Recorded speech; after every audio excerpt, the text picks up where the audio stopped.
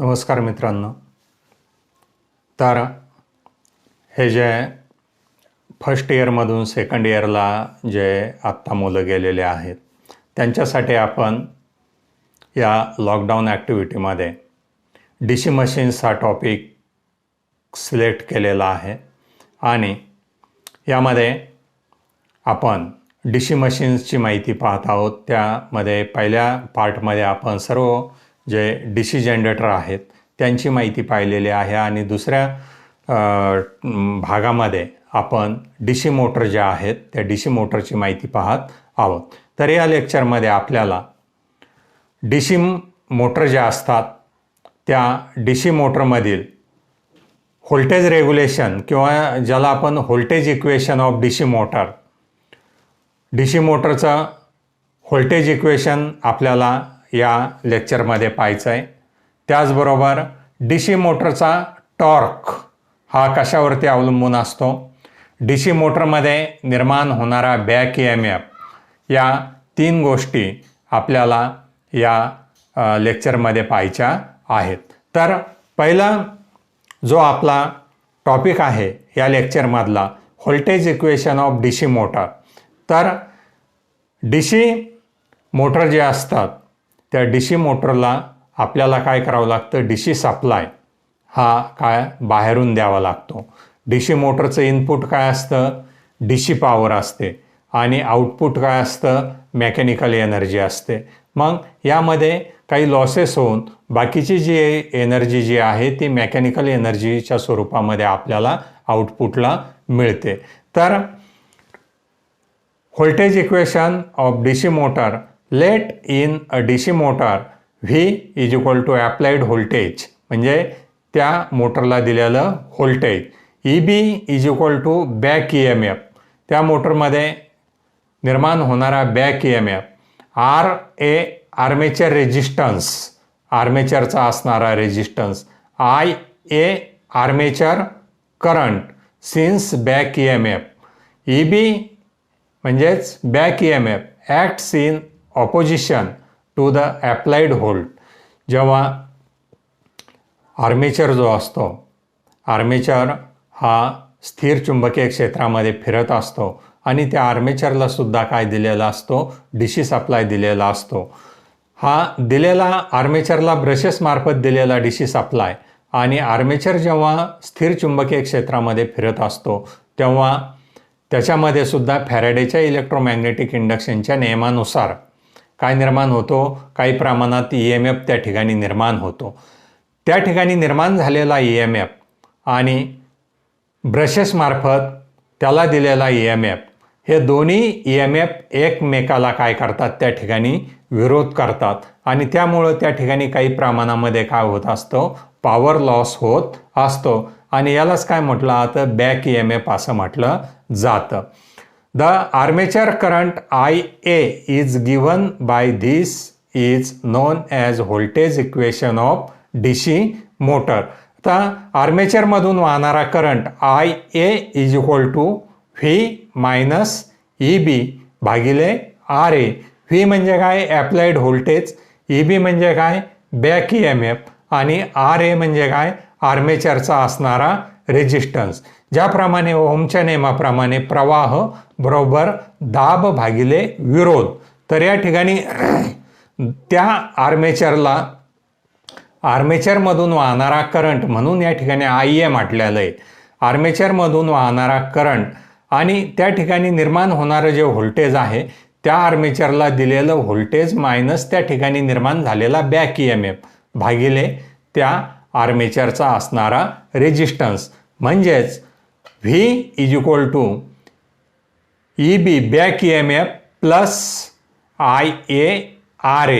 IA म्हणजे काय, आर्मेचरमधून वाहणारा करंट आणि RA म्हणजे काय, तर आर्मेचरचा असणारा रेजिस्टन्स. या फॉर्म्युल्यावरून आपल्याला त्या DC मोटरमध्ये जे व्होल्टेज इक्वेशन जे आहे ते व्होल्टेज इक्वेशन या फॉर्म्युल्यावरून काय करता येतं, काढता येतं.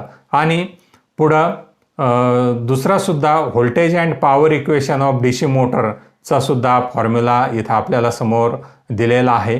V is equal to EB plus IaRa. If we multiply the above equation by Ia, we will get VIa is equal to EBIa plus Ia square Ra, when VIa is equal to electrical power supplied to the motor, EBLA is equal to electrical equivalent of the mechanical power produced by the motor, Ia square Ra is equal to power loss taking place armature winding. Thus, EBLA is equal to VIa minus Ia square Ra is equal to input power minus power loss. तर अशा पद्धतीने या DC मोटरचं voltage equation जे असतं ते voltage equation आपल्याला इथं सांगितलेलं आहे. आणि त्यानंतर पुढचा जो टॉपिक आहे या लेसनमधला, टॉर्क ऑफ DC मोटर. तर टॉर्क कशाला म्हटलं जातं? टॉर्क म्हणजे काय असतं? टॉर्क म्हणजे काय? एक प्रकारची प्रेरणा. जसा भोवरा जो असतो, भोवऱ्याला आपण दोरी गुंडाळली आणि जमिनीवरती जर तो सोडला तर त्याच्यामध्ये एक प्रकारची एनर्जी निर्माण झालेली असते. तो भोवरा त्याच्या ॲक्सिस भोवती कंटिन्यू काय होत असतो? फिरत असतो. मग त्यालाच सुरुवातीला त्याच्यामध्ये जी प्रेरणा निर्माण होणार आहे त्याला काय म्हटलं जातं? टॉर्क असं म्हटलं जातं. तर टॉर्कची व्याख्या, टॉर्क म्हणजे काय? टॉर्क कशाला म्हटला जातो? टर्निंग और twisting movement of a shaft about its an axis is called torque. Turning or a twisting movement of a shaft about its an axis is called torque. याला काय म्हटलं जातं? टॉर्क असं म्हटलं जातं. एखाद्या शाफ्टची त्याच्या ॲक्सिस भोवती फिरण्याची जी प्रक्रिया असते, जी प्रेरणा असते, त्याला काय म्हटलं जातं? टॉर्क असं म्हटलं जातं. Torque is the turning moment of a force about an axis and is measured by the product of the force F and the radius are at right angle to which force acts in DC motor. Each conductor is acted upon by circumferential force F at a distance R.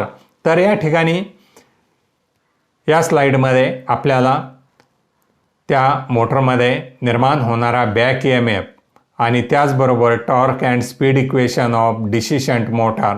तर पहिला back EMFचा formula सांगतो.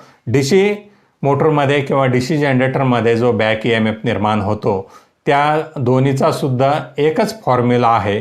EB is equal to P∅ZN/16A.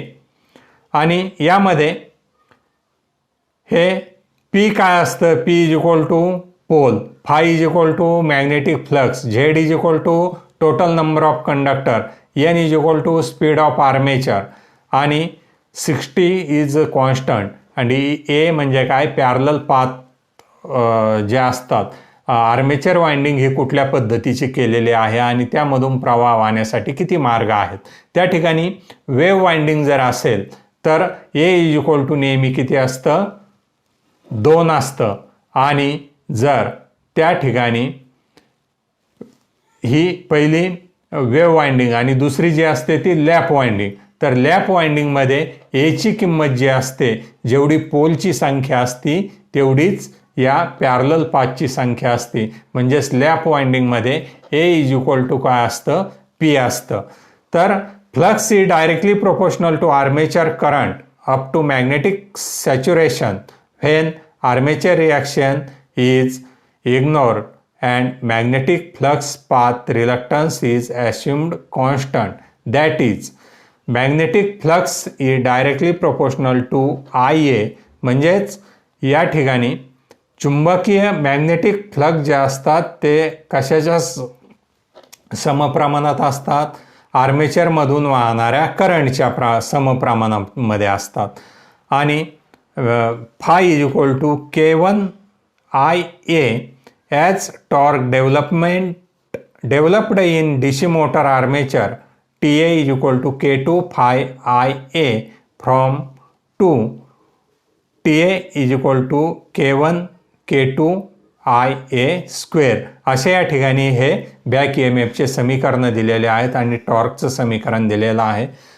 त्यानंतर या DC मोटरमध्ये निर्माण होणारा torque as we have seen for DC motor, torque is directly proportional to magnetic flux IA. म्हणजे DC मोटरमध्ये निर्माण होणारा टॉर्क हा त्यामध्ये निर्माण होणारं मॅग्नेटिक फ्लक्स आणि आर्मेचरमधून वाहणाऱ्या करंटच्या समप्रमाणात असतो. But for DC shunt motor phi is directly proportional to ISH म्हणजे शंट फील्ड वाइंडिंगमधून वाहणारा प्रवाह. And ISH is constant. Shunt field वाइंडिंगमधून वाहणारा प्रवाह कसा असतो? नेहमी कॉन्स्टंट असतो. So torque in DC shunt motor, DC shunt मोटरचा torque T is directly proportional to IA. म्हणजे DC शंट मोटरमध्ये निर्माण होणारा टॉर्क हा directly proportional to armature current. म्हणजे DC शंट मोटरमध्ये निर्माण होणारा टॉर्क हा आर्मेचरमधून वाहणाऱ्या करंटच्या समप्रमाणात असतो. करंट वाढला टॉर्क वाढणार, करंट कमी झाला टॉर्क काय होणार आहे? त्या ठिकाणी कमी होणार आहे. म्हणून त्याला समप्रमाण असं म्हटलं जातं. आणि फॉर DC motor EB is equal to N phi ZP upon A 60 आणि या ठिकाणी ZP A phi and 60 are constant.